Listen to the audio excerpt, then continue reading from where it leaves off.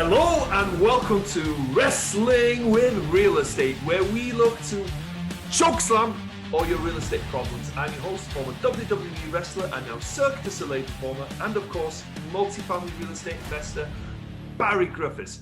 Now, today we're joined by Bernard Reisz. Got it right. I had the second chance.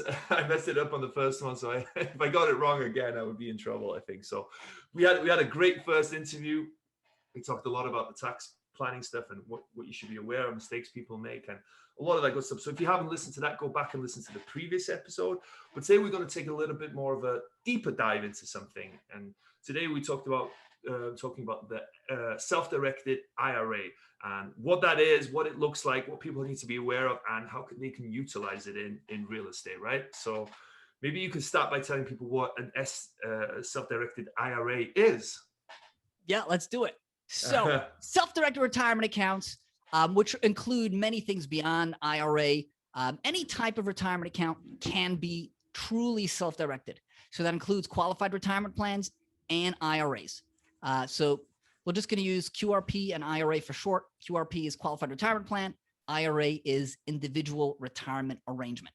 So just and by the way, some other things can also be self-directed. Those are HSAs. HSA is a health savings account. Those are accounts that you can, if you have a high deductible health plan, you can actually put money away in these accounts, and it functions very much like an IRA.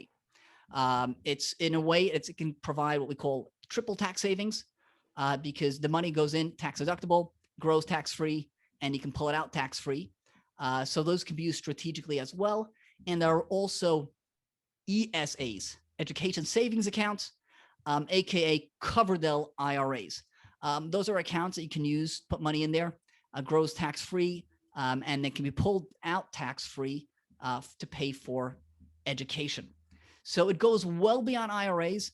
Almost every single type of tax-sheltered account can be self-directed. And we say self-directed, we mean you can put that in almost any asset class that you want.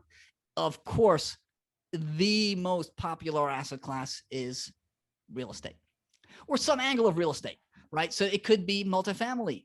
It could be being a hard money lender. It could be tax liens, but it's usually the perennial, consistent favorite application of these accounts is going to be real estate in one form or another. Notes, it can be so many different things. And it can be real estate outside the United States. What has been popular over the last 3 years, though, competing with real estate, has actually been crypto assets, cryptocurrencies.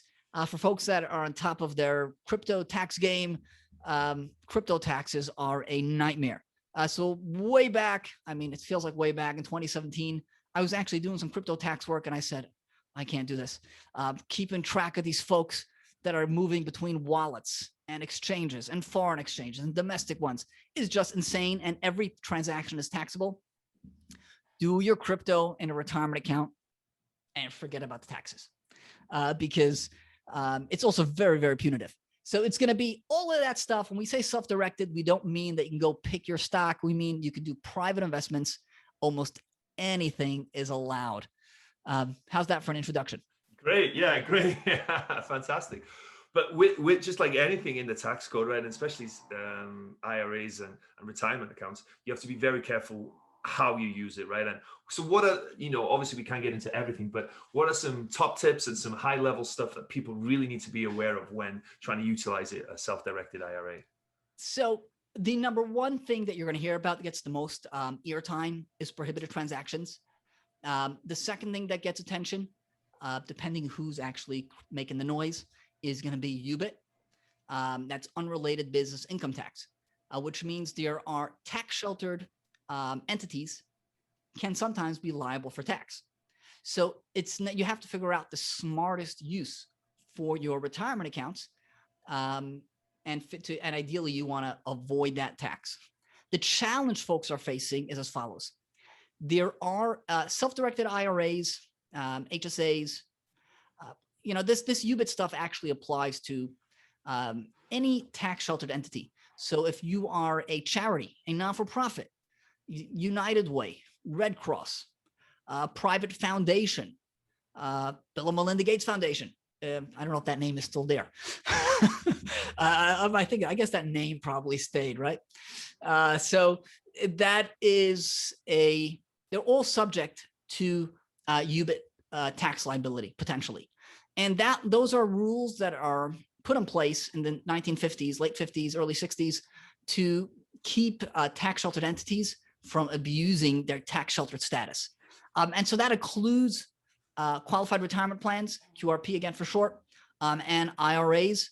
But there is a limited exemption for certain types of UBIT tax for qualified plans. So what we have out there is sometimes the folks that are out there promoting SDIRA, they don't talk about UBIT, right? It's very somewhere in the fine print.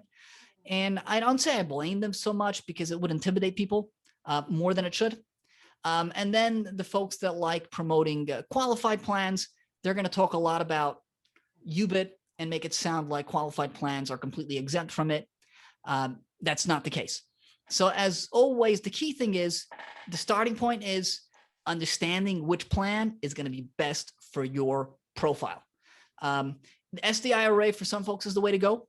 For other folks, the way to go is qualified plans. But what you want to know from the get-go is you want the right foundation. And the starting point for that is getting the right plan in place based on your profile and your tax profile and your investment objectives. And so to say, this is probably going to resonate based on what we discussed before, there is no universally best plan. People are like, Bernard, is this the best plan for me? Like there is no, well, there may be a best plan for you, but there is no best plan. There's a best plan for you, but there is no best plan. That's what I say. The key thing is get the right structure in place and make sure you're informed about prohibited transactions and UBIT. Know when it applies to you, know how to sidestep it in a way that's unique to your profile. And again, it's going back to what we talked about in the first interview, is finding that right person that can help you, right? Someone that understands what they're doing, someone that's trustworthy, and that's, like you said, finding something that's unique to you, right? It's not the universal plan. Hey, just print and repeat. This is what suits you as a person and what you're trying to do, because we all have different goals, aspirations, different jobs, different things that we do. And it's important to have someone that's going to work with your uniqueness and tailor a plan for you. Now, as you mentioned, real estate is one of the most popular one outside of crypto is competing with it. But for someone who has maybe a self-directed IRA and they want to invest in real estate, what are some considerations they need to have? And, because I'm sure there's stuff that you have to bear in mind. You can't just go throw your money in real estate and do whatever you want and there's no implications. There's stuff that you have to follow and stuff that you have to do, right? Yes, absolutely. So once you've got the account set up, assuming you've got it set up in the whether you've got it in the way that's best for you, but you've got an account and you're using it. Yeah. It's really those two things. The number one is the prohibited transactions. Now, depending, if you have an IRA, from a perspective, IRAs are much simpler than qualified plans. Now, a prohibited transaction violation is catastrophic for an IRA. It is not catastrophic for a QRP. Adverse tax implications, but not as bad as in an IRA. However, qualified plans have 1,000 times more rules. Even a solo qualified plan has many, many, many more rules than IRAs. So you want to make sure that you're aware of all those rules. What the prohibited transactions are about, in a nutshell, is to prevent self-dealing. So sometimes, and if you go explore the self-directed IRA world, and I encounter this all the time, people are like, oh, okay, I can't invest with my, people are very aware of the mechanical rules, right? So certain rules like your IRA, you can control the IRA, but you can't be a counterparty in a transaction with your IRA, right? So if your IRA owns real estate, it can't sell it to you. If you own real estate, you can't sell it to your IRA. Your IRA can buy real estate, but your IRA cannot transact with you. And then, so you're a disqualified person. Now, there are other disqualified persons to your IRA, which would be your parents, your kids, your grandparents, your grandkids, right? And then there are some folks that are not disqualified persons. That means to say siblings, aunts and uncles, nephews, nieces. Now, there's a hyper focus on those very clearly defined rules.